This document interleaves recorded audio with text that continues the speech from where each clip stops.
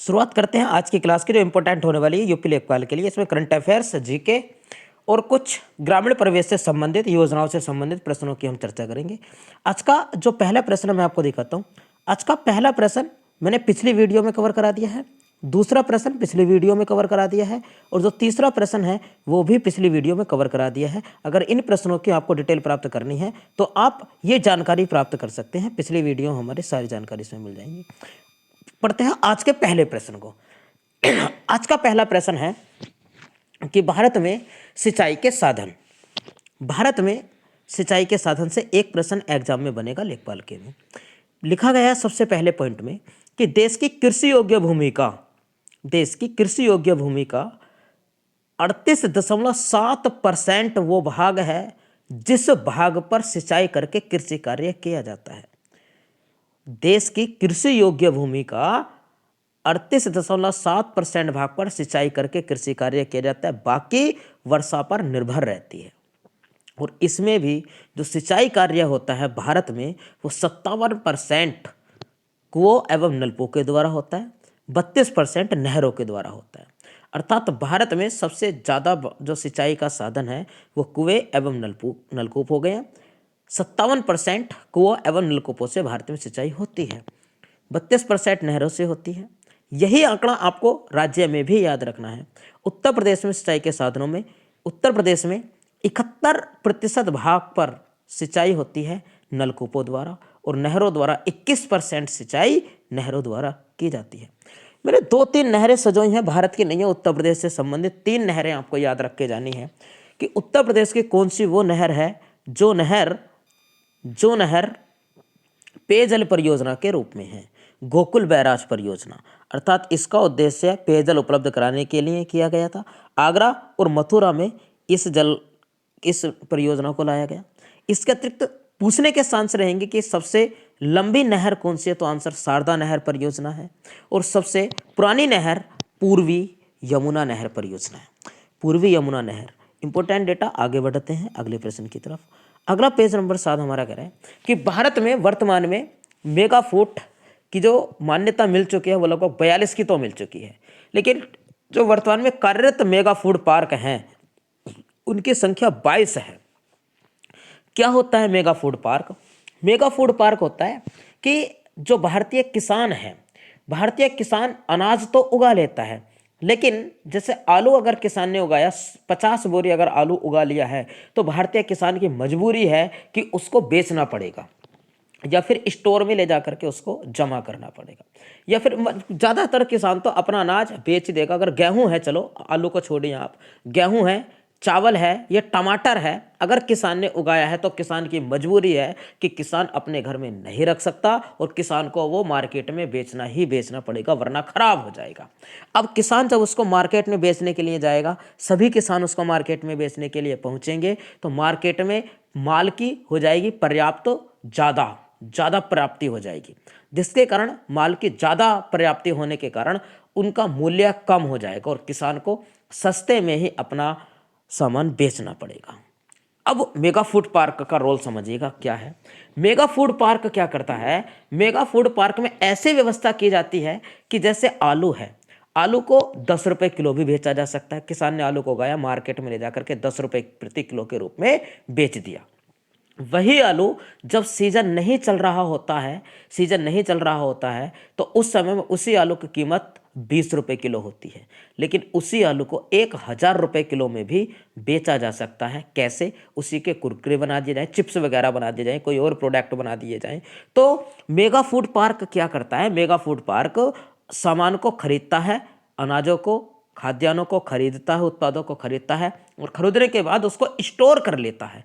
Store करने के बाद क्या कार्य करता है? वो ये देखता है कि मांग कितनी है। वो ले जाकर के, ऐसा नहीं है कि जैसे टमाटर को खरीदा तो टमाटर को तुरंत ले जाकर के सॉस बना दिया, भी नहीं। अगर सॉस गया और तुरंत ले जाकर के बना दिया और मार्केट में अगर उसको बेचता है, तब मार्केट में उसकी भी पर्याप्त हो जाएगी, सॉस की ज़्यादा हो जाएगी तो मूल्य कम हो जाएगा। तो टमाटर को रख लेगा और ये देखेगा कि कब जितनी आवश्यकता है उतनी सॉस बनाएगा और बेचता रहेगा, जिससे सॉस की मात्रा मार्केट में ज़्यादा ना होने के कारण उसका मूल्य नहीं गिरेगा। ठीक यही आलू, चावल इसी प्रकार से बहुत सारे प्रोडक्ट को बहुत बड़े क्षेत्र में होते हैं, ये 100 हेक्टेयर के क्षेत्र में मेगा फूड पार्क बनाए जाते हैं। यहाँ कंपनियां इसमें हिस्सा लेती हैं उत्पाद बनाने के लिए, प्रोडक्ट बनाने के लिए, और सामान को इकट्ठा करके रखा जाता है। बहुत बड़ा प्रॉफिट इससे किसानों को मिलने वाला था। और उत्तर प्रदेश में ये विशेषता कि उत्तर प्रदेश में एक भी मेगा फूड पार्क अभी स्थापित नहीं है, बल्कि उत्तर प्रदेश में 2 एग्रो पार्क हैं। एग्रो पार्क मतलब केवल अनाज को इकट्ठा रखने के लिए पार्क। जैसे जो पहले रखा जाता था अनाज को, तो मंडी में रख दिया, वो अनाज खराब हो जाया करता था। लेकिन अब एग्रो पार्क का मतलब है कि इस प्रकार से अनाजों को रखा जाता है जिस प्रकार से कंटेनर में तेल को रखती है सरकारें बड़े बड़े गोदामों के अंदर, तो अनाज को रखा जाता है जिससे सीलन के कारण, खराब होने के कारण उसके चांस कम रहते हैं। और 2 एग्रो पार्क उत्तर प्रदेश में है, एक तो लखनऊ में है और एक एग्रो पार्क वाराणसी में स्थित है। बढ़ते हैं नेक्स्ट प्रश्न की तरफ। अगला प्रश्न हमारा नेक्स्ट पेज नंबर 8। एक प्रश्न बनने के चांस रहेंगे नेफेड और ट्राइफेड से संबंधित। समझिएगा नेफेड के बारे में। पहले तो नेफेड क्या है? नेफेड है भारतीय राष्ट्रीय कृषि सहकारी विपणन संघ। जहां जहां विपणन वाली बात आएगी आप समझेंगे कि क्रय और विक्रय वाली बात आ रही है, अर्थात बेचना और खरीदने संबंधी शब्द यूज करेंगे हम विपणन। क्या होता था कि जो किसान हैं जिनके घरों से शहर बहुत ज़्यादा दूर है, मंडी बहुत ज़्यादा दूर है, वो अपने रास्ते अच्छे नहीं हैं और किसान अनाज उगाने के बाद अपने सामान को मंडी में नहीं ले जा सकते हैं क्योंकि रास्ते सही नहीं है, उनके ले जाने के लिए साधन सही नहीं है और उनको मार्केट के बारे में जानकारी नहीं है, या अर्थात उसका मंडी में या मार्केट में, शहर में उसका वस्तु का मूल्य क्या होने वाला है। तब ये होता था अब से पहले कि व्यापारी गांव में ही सामान खरीदने के लिए चला जाते थे। उनका आलू, उनके चावल, उनके गेहूं खरीदने के लिए, दालें खरीदने के लिए व्यापारी चले गए गांव में और गांव के लोगों से कहा कि शहर में ये रेट बिक रहा है। झूठ बोल दिया। गांव के लोगों को क्या पता कि शहर का मूल्य क्या है। बात कब की? 1958 से पहली बातें हैं।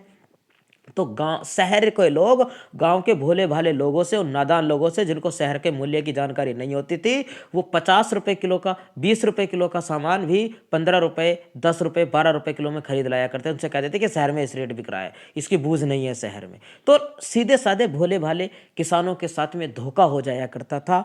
तब उस व्यापारियों द्वारा किसानों को दिए जाने वाले धोखे से बचाने के लिए भारतीय राष्ट्रीय कृषि सहकारी विपणन संघ की स्थापना 2 अक्टूबर 1958 को की गई और इसका मुख्यालय नई दिल्ली में है। आज ये संस्था है, किसानों को जागरूक करती है, किसानों को जानकारियां उपलब्ध कराती है और किसानों को सुझाव देने का कार्य करती है। इसके बाद चलो, किसान तो इन व्यापारियों की चालाकी से बच गए, लेकिन भारत में बहुत से ऐसी जनजाति के लोग हैं, जनजाति के लोग हैं जो बहुत सारे उत्पाद करते हैं। कोई बांस का निर्माण करता है, कोई हाथ से टोकरी बनाने का कार्य करता है, हस्तकला उत्पादन, मतलब जनजाति अपने उत्पाद करते हैं। अब जनजाति के लोगों को भी इन व्यापारियों ने ठगना प्रारंभ कर दिया। जनजाति के लोगों को शहर की जानकारी नहीं है, तो व्यापारी जाते इनके सामान को सस्ते में खरीद लाया करते थे, वही गांव के जैसे खरीदते थे। तो इनसे बचने के लिए और एक और संगठन बनाया गया 1987 ईस्वी को, जिसको नाम दिया गया ट्राइफेड, यानी भारतीय जनजातीय सहकारी विपणन संघ। 1987 में और स्थापना हुई इसकी, मुख्यालय नई दिल्ली में इसका बनाया गया। नेक्स्ट अगला पेज। एक प्रश्न बनने के चांस रहेंगे हमसे सामर्थ्य योजना से संबंधित। सामर्थ्य योजना 2020 में इसको शुरू किया गया है, केंद्र सरकार के द्वारा इसको चालू किया गया है और इसमें समझिएगा कि क्या है, यह है कि भारत सबसे बड़ा वस्त्र उत्पादन का और वस्त्र को उपभोग करने वाला देश है। और भारत में इसके अंतर्गत क्या, अभी तक मैं आपको बताऊं कि भारत में जो वस्त्र बन रहे, इतना बड़ा व्यापार है भारत में कपड़ों का, लेकिन अभी भी भारत के जो वस्त्र हैं वो भारतीय नागरिकों की माप के नहीं है। अर्थात मेरा कहने का मतलब है कि भारतीय व्यक्ति जो वस्त्र पहनते हैं अपने साइज के, वो भारत का साइज नहीं है। वह साइज, 2 साइज है, एक तो अमेरिका का है और इंग्लैंड का है। उन्हीं के ही साइजों के हिसाब से भारत में कपड़े बनाए जाते हैं। लेकिन अब भारत की सरकार की आंखें खुली हैं कि जब भारत कपड़ों का सबसे बड़ा क्रेता और तैयार करने वाला देश है तो इसका अपना साइज होना चाहिए। अर्थात अमेरिका के लोगों की हाइट ज़्यादा है, उनका आकार बड़ा है, इंग्लैंड का थोड़ा कम है, भारत का और भी कम है। भारत में भिन्न भिन्न है, देखे तो पर्वतीय क्षेत्र में कम हाइट वाले लोग हैं, साउथ में ज़्यादा हाइट वाले, लंबे आकार वाले लोग हैं। तो भारत में एक प्रक्रिया चल रही है, भारत की सरकार कर रही है कि उत्तर, दक्षिण, पूर्व, पश्चिम, मध्य सब जगह से लगभग 20-23 जगह से भारतीय लोगों की माप ली है यह लोगों की, और एक एवरेज तैयार किया जाएगा, अर्थात भारत का अपना खुद का पैमाना बनाया जाएगा।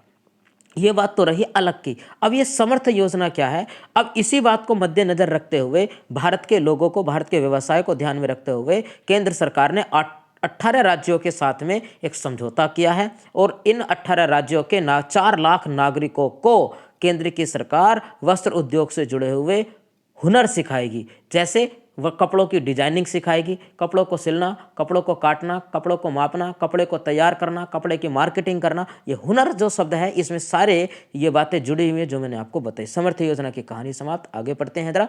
प्रधानमंत्री स्वामित्व योजना।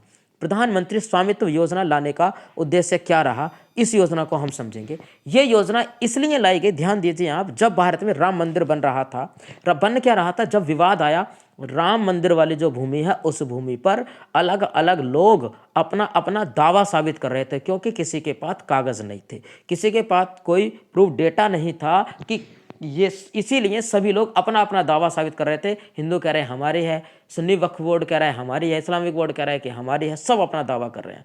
तब ये बात सामने आई कि भाई ऐसे भारत की जो लगभग 70-72% जनसंख्या गांव में निवास करती है, उन गांव के लोगों के पास में भी तो उनके कागजात नहीं है, ये तो बहुत बड़ी समस्या हो जाएगी। तो राम मंदिर का केस सुलझने के पश्चात केंद्र की सरकार ने 2020 में एक योजना का प्रारंभ किया, उसको कहा गया स्वामित्व योजना।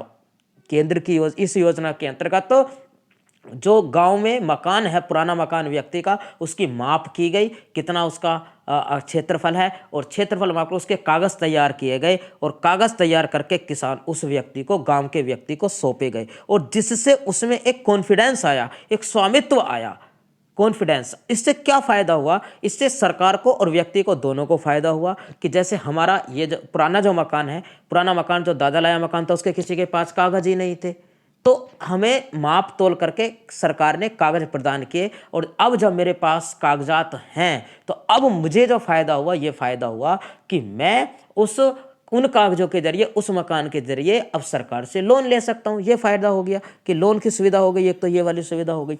दूसरा, सरकार को फायदा क्या हुआ? सरकार को फायदा ये हुआ कि वो जो मकान थे, पुराने घर थे, उन घरों को अगर खरीदा और बेचा जाता था, गांव के लोग खरीदते थे, तो गांव के 4-5 लोगों को, ग्राम प्रधान को, लोगों को मिला करके गांव में ही लिखवा लिया जाया करता था। गांव के लोग ही लिखवा लेते थे, सरकार तक उसको पता भी नहीं होता था, क्योंकि कागजात ही नहीं है, तो लिखा गांव में लिखवा लिया जाता था, जिससे सरकार को टैक्स नहीं मिल पा रहा था, सरकार घाटे में चल रही थी, सरकार को टैक्स। अब जब सरकार ने कागजात दे दिए हैं, तो अब वो व्यक्ति, अब मैं उसको अगर बेचना चाहूं, किसी गांव में 4-5 व्यक्तियों को लिखवा करके किसी दूसरे व्यक्ति को, तो नहीं बेच सकता है। अब मुझे तहसील में जाना पड़ेगा, और मुझे उसका टैक्स भी सरकार को देना होगा, विक्रय टैक्स देना पड़ेगा। ये सरकार को और व्यक्ति को, दोनों को मुझे फायदा हुआ कि लोन भी ले सकता हूँ, स्वामी मेरे अंदर कॉन्फिडेंस है, मुझे अब भरोसा है कि हाँ ये जमीन मेरी है, मेरे पास कागजात हैं उसके। तो सुनिएगा जरा, योजना समर्थ योजना, ये जो प्रधानमंत्री स्वामित्व योजना है, ये आपको समझ आ गई होगी। इसको शुरू किसने किया है? इसको शुरू किया पंचायती राज मंत्रालय ने। किसकी योजना है? पंचायती राज मंत्रालय की, केंद्र की योजना है। आरंभ हुआ 24 अप्रैल 2020 को। 24 अप्रैल को पंचायती राज दिवस मनाते हैं, याद रखना है, उसी तिथि को इसको शुरू किया गया था। इसका उद्देश्य है राजस्व विभाग द्वारा, किसके द्वारा, ये याद रखना है, राजस्व विभाग द्वारा गांव की जमीन की आबादी का रिकॉर्ड एकत्रित करना और संपत्ति कार्ड वितरण करना, जिससे किसानों को लोन लेने में सुविधा और सरकार को वो वाले प्रॉफिट। मैंने बताया। अगला दिख रहा होगा क्या है, लिखा हुआ है कि चैनल को सब्सक्राइब कर ले जो नए अभ्यर्थी हैं। आगे बढ़ते हैं। अगला पॉइंट मैंने सजाया है, एक प्रश्न पूछे जाने के चांस रहेंगे हमारे फसल और उससे संबंधित रोगों के बारे में। ये उक्टा लिखा हुआ, ये उल्टा लिखा हुआ है, उल्टा नहीं है, ये उक्टा लिखाना है आपको। उक्टा रोग है, उक्टा या विल्ट रोग, ये लगता है चने में, मटर में और टमाटर में। उक्टा रोग या विल्ट रोग एक ही बात है, चना, मटर और टमाटर में लगता है।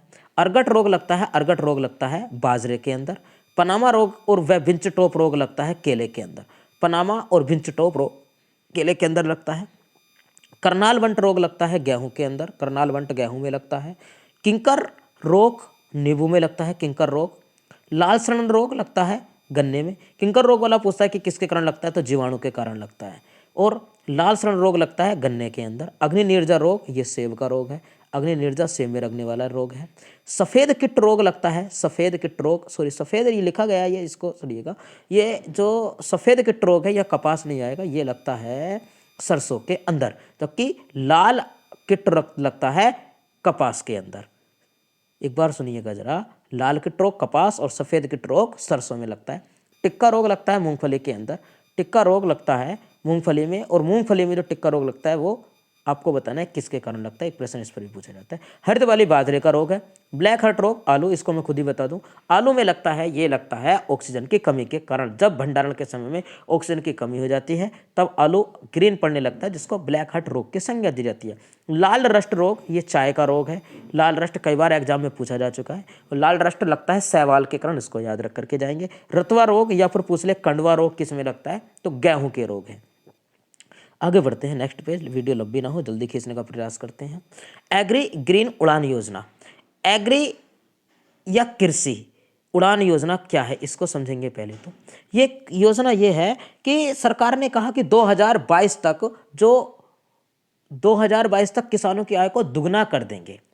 इसके लिए सरकार ने इसका जो बजट में घोषणा की गई थी वित्त मंत्री के द्वारा, निर्मला सीतारमण के द्वारा 2020 के, कि हम किसानों की आय को दुगना करना हमारा उद्देश्य है। और दुगना करने के लिए कौन सी योजना लाई गई, कृषि उड़ान योजना या एग्री उड़ान योजना लाई गई। घोषणा फरवरी 2020 में हुई।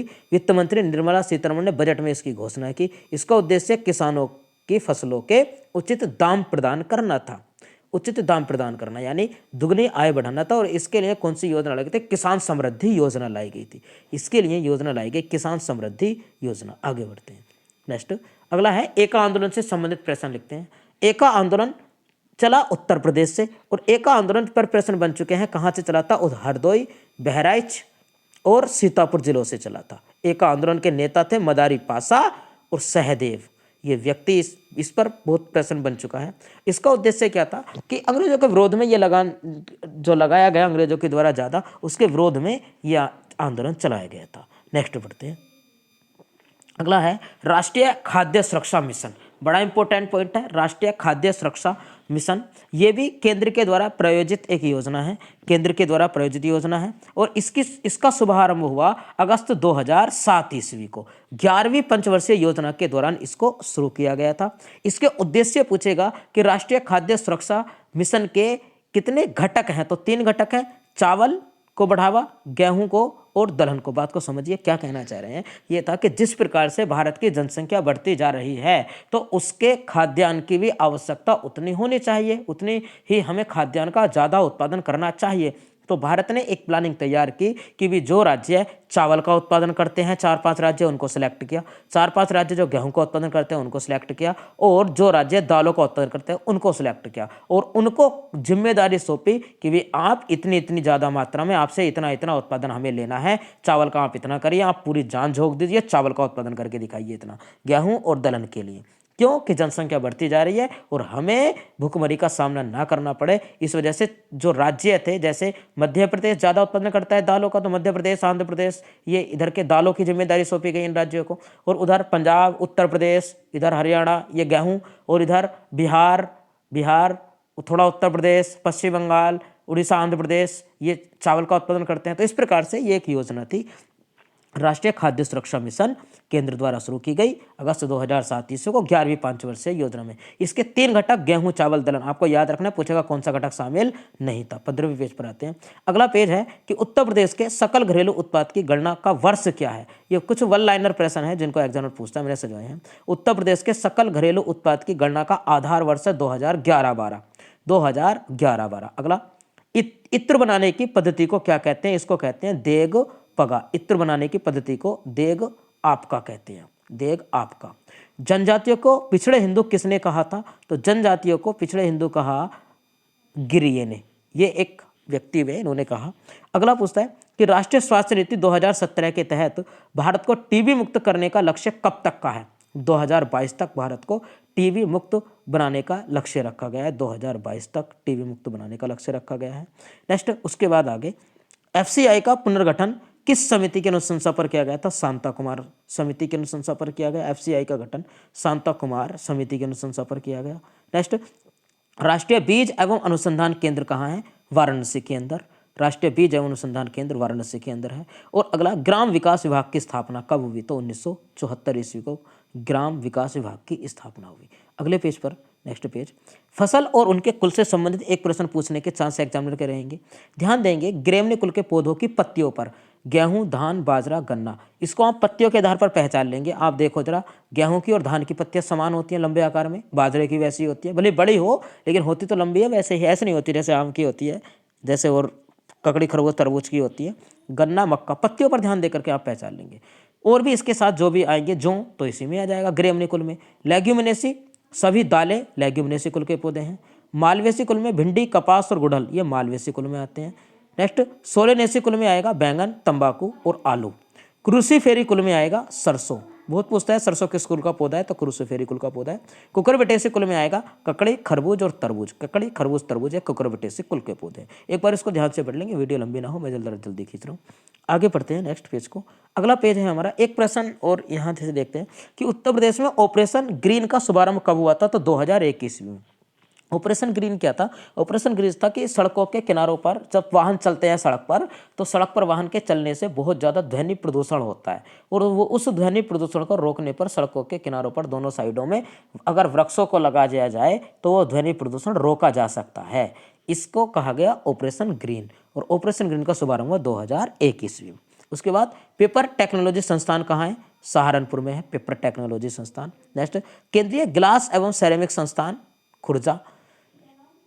2 पॉइंट ये बड़े अच्छे मैंने सजाए हैं यहाँ कि केंद्रीय गृह मंत्रालय द्वारा देश का प्रथम राष्ट्रीय पुलिस विश्वविद्यालय कहाँ स्थापित किया गया है? तो नोएडा में। और नोएडा का एक जो इंपॉर्टेंट और प्रश्न है जो चल रहा है कि 25 नवंबर 2020 को प्रधानमंत्री ने नोएडा में अंतर्राष्ट्रीय हवाई अड्डे की नींव रखी है। इतने हवाई अड्डे उत्तर प्रदेश में बनाए जा रहे हैं। तो 25 नवंबर को, देखो हाल फिलहाल का है, करंट का ही है, जन फरवरी लगाया है अभी, और 25 नवंबर को 2021 को इसकी नींव रखी गई है। चांस रहेंगे इसके एग्जाम में बनने के, आप इसको याद रख करके जाएंगे।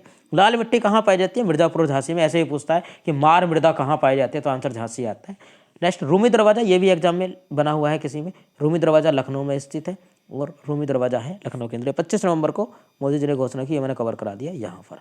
आगे बढ़ते हैं नेक्स्ट पेज की तरफ। अगला पेज, अगला पेपर कहता है फसल गहनता क्या है? फसल गहनता का ये फॉर्मूला है, फसल गहनता का ये फॉर्मूला है, आप इसको देखिएगा। फसल गहनता क्या है? फसल गहनता ये है कि अगर मेरे पास में जो कुल भूमि है माना 5 बीघे मेरे पास में भूमि है, और उस 5 बीघे भूमि में मैंने रबी की फसल जब बोई, गेहूँ रबी की फसल है, उसमें 5 बीघे मैंने गेहूँ बो दी। फिर उसके पश्चात क्या किया कि पानी का अभाव होने के कारण मैंने ये रबी की फसल में तो ये ले लिया, लेकिन मैंने 5 बीघे भूमि में से पानी का अभाव होने के कारण 2 बीघे भूमि में मैंने कुछ अपना चारा बो दिया, जैसे बाजरा बो दिया। बाकी 3 बीघा भूमि खाली पड़ी रही। उसके पश्चात अगला, जब खरीफ की फसल आई, तो खरीफ की फसल में मैंने 5 बीघे में उसमें और सारी की भूमि में क्या लगा दिया? धान मैंने लगा दिए। तो कितना हो गया टोटल? ऊपर 5 2 7 और 7 5 12 हो गया। और 12 मेरे पास कुल भूमि कितनी थी? 5। गुणा किससे करते हैं इसको? 100 से इसको गुणा कर देंगे, तो 5 दूनी 10 20, और इसको अगर गुणा करके लाएं 12 दूनी 24, तो ये आया 240।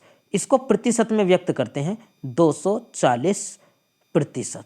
तो फसल गहनता क्या हो गई? फसल गहनता हो गई 240%। मैंने कैसे निकाला? मेरे पास सबसे नीचे रखा मैंने, जितनी मेरे पास भूमि थी वो रखा। 3 फसलें होती हैं, 3 मतलब 3 रबी, जायद और खरीफ की। मैंने जितने भूमि थी उसमें मैंने क्या क्या बोया, कितनी फसलें ली, तो ये हो गया। अब इसको, अब यही समझ लीजिए आप, इसको 240% आया। अब मेरी बात को समझिए जरा, अगर मैं इसी को शहर में अगर मैं देखता हूँ, इसी को अगर मैं शहर में देखूँ, तो शहर में क्या होता है? शहर में जो भूमि है व्यक्ति के पास में,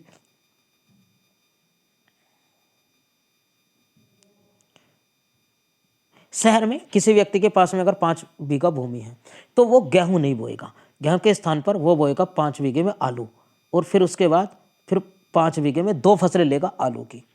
2 फसलें आलू की हो गई, रबी की फसल यहाँ तक सिमट गई। उसके बाद अगली बार जब आएगी बारी जायद की फसल बोने की, तो जायद की फसलों में वो बाजरा नियार नहीं बोएगा, वो उसमें बोएगा मूली। 5 बीघे में सारी में मूली बोएगा, प्लस 2 फसलें मूली की ले सकता है, मूली की या खीरे बो दिए, खीरे 2 फसलें ले सकता है।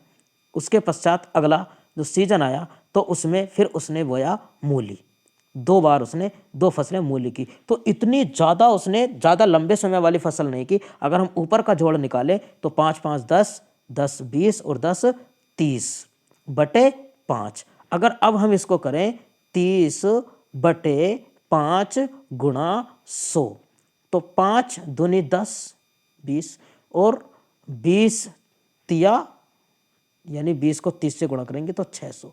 इसका मतलब वहाँ शहर का अगर हम देखें, जिस व्यक्ति ने इतनी ज़्यादा फसलें ली तो उसका जो फसल गहनता है वो कितनी है, वो 600 है। आपको पता चला होगा कि फसल गहनता क्या है। आगे अब इसी से संबंधित मैंने कुछ पॉइंट्स जो हैं कि वर्तमान में भारत की जो फसल गहनता वो 136% है। क्यों? कि भारत में ज़्यादातर भूमि खाली रहती है, वर्षा हो गई तो फसल हो गई, बाकी समय में खाली रहती है। और उत्तर प्रदेश में सिंचाई थोड़ी सी अच्छी है, तो उत्तर प्रदेश की फसल गहनता 160% है। यूरोपीय देशों की फसल गहनता और भी ज़्यादा है, जैसे स्वीडन जैसे देश है, फ्रांस जैसे देश है, क्योंकि वह जनसंख्या उनके क्षेत्रफल के हिसाब से ज़्यादा है, तो अपनी ही भूमि में जल्दी जल्दी फसलों को उगा करके, जैसे शहर में कम भूमि में ज़्यादा फसलें लेकर के फ़ायदा उठाया जाता है। तो ये फसल गहनता हो गया। आगे देखते हैं, शायद ये लास्ट पेज है, आगे मिलते हैं आपसे नेक्स्ट वीडियो में।